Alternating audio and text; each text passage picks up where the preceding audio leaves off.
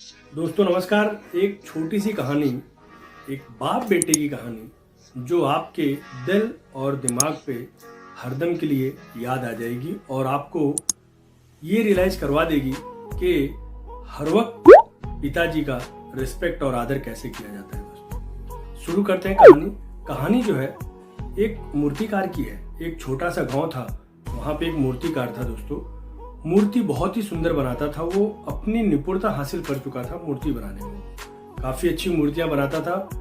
गांव शहर हर जगह पे उसकी मूर्तियां बहुत अच्छे पैसे में बिकती थी। एक दिन उसे लड़का पैदा होता है। बहुत ही बड़ी खुशहाली होती है उसके घर में। लड़का भी इसी काम में जुड़ जाता है बचपन से। धीरे धीरे करके पिताजी उसको ट्रेनिंग देते हैं और वो धीरे धीरे करके मूर्तियां बनाने लगता है। जैसे जैसे वो अपने आप को एकदम निखारने लगता है मूर्ति बनाने में, बहुत ही अच्छी मूर्ति बनाता है। उसके पिताजी हरदम उसको गाइड करते हैं, कोचिंग देते हैं मूर्ति बनाने में। मूर्ति अच्छी बनाने लगता है। दोस्तों कई सालों के बाद जब भी वो मूर्ति उसकी बिकने शुरू हो जाती है, तब वो पहली बार अपने पिताजी को पूछता है इसमें कोई कमी तो नहीं है, तो उसके पिताजी हर वक्त उसको कमी बताते हैं। दूसरी बार भी जब उसकी मूर्ति बिकती है, तब वो बिकने से पहले अपने पिताजी को पूछता है इसमें कोई कमी तो नहीं है, तब उसके पिताजी उसकी कमी उसके अंदर बताते हैं। पिताजी को जब भी वो मूर्ति बनाता था तब वो दिखाता था और पूछता था कोई कमी तो नहीं है। हर वक्त पूछता था, दिल से पूछता था और उस कमी को वो क्या करता था, सुधारता था। मतलब आप समझ सकते हैं कि हर वक्त वो पूछता और कमी को सुधारता था। फिर धीरे धीरे करके एक दिन ऐसा आ जाता है कि उसकी मूर्तियां उसके पिताजी से ज्यादा पैसे में बिकने लगती हैं। दोस्तों मतलब ट्रेनिंग तो ली है अपने पिताजी से, लेकिन उसको जो है उसकी मूर्ति का दाम बहुत ही ज्यादा मिलने लगता है।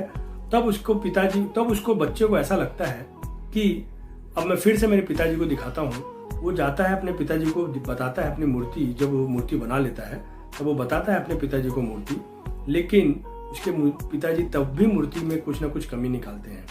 लेकिन फिर वो मूर्तियों को जो भी उसके पिताजी कमी निकालते हैं वो निग्लेक्ट करना शुरू कर देता है। वो ये सोचता है कि मेरी मूर्ति मेरे पिताजी से, जो पिताजी जो मेरी मूर्ति बनाते हैं उनसे कई गुना ज़्यादा पैसे में बिक रही है, तो मैं इस मूर्ति को क्यों सुधारूं।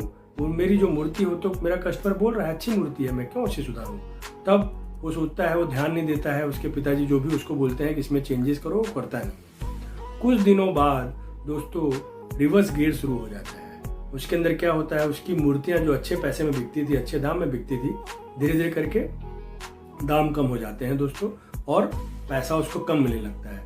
एक दिन हताश होकर, निराश होकर अपने पिताजी के पास जाता है और बैठता है। दोस्तों वो पूछता है कि पापा ये क्या हो गया।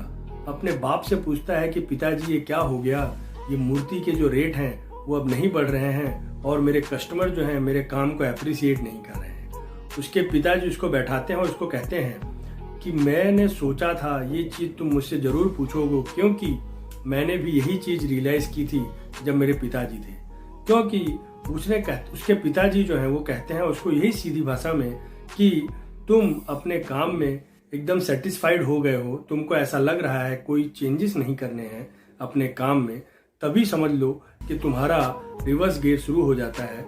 मतलब हर वक्त अपने काम में अनसेटिस्फैक्ट्री, कहीं ना कहीं कुछ ना कुछ अपने काम में चेंजेस करने की जरूरत होती है दोस्तों, तभी वो सेटिस्फैक्ट्री लेवल आपका ऊपर आता है। दोस्तों कहने का मतलब उनके पिताजी का एक ही था कि कोई भी आदमी हो, चाहे जितना बड़ा आदमी हो, चाहे जैसा भी आदमी हो, अपने काम में वो महारत कभी नहीं हासिल करता, कुछ ना कुछ चेंजेस उसके काम में रह जाते हैं। तो कहने का भावार्थ और पूरी चीज़ों का मतलब ये था दोस्तों कि आप अपने काम में 100% सेटिस्फाइड नहीं होते हैं। अगर 100% सेटिस्फाइड होते हैं तो एक लेवल ऐसा आ जाता है कि आप सोचते हैं अब तो बहुत हो गया, क्या जरूरत है कुछ करने की, अब कोई चेंजेस करने की जरूरत नहीं है। लेकिन दोस्तों मैं ये कहूँगा, इस कहानी के माध्यम से कहना चाहूँगा दोस्तों कि हर वक्त कुछ ना कुछ चेंज करिए। जो आपको फीडबैक मिलता है उसके ऊपर काम करिए, तभी आप जिंदगी में आगे बढ़ पाएंगे। जय हिंद, जय भारत। आपको ये माँ बेटे की कहानी कैसी लगी वो जरूर मेरे चैनल पे बताइएगा। अगर अच्छी लगी हो तो जरूर सब्सक्राइब एंड लाइक फॉलो करिएगा। Thank you so much.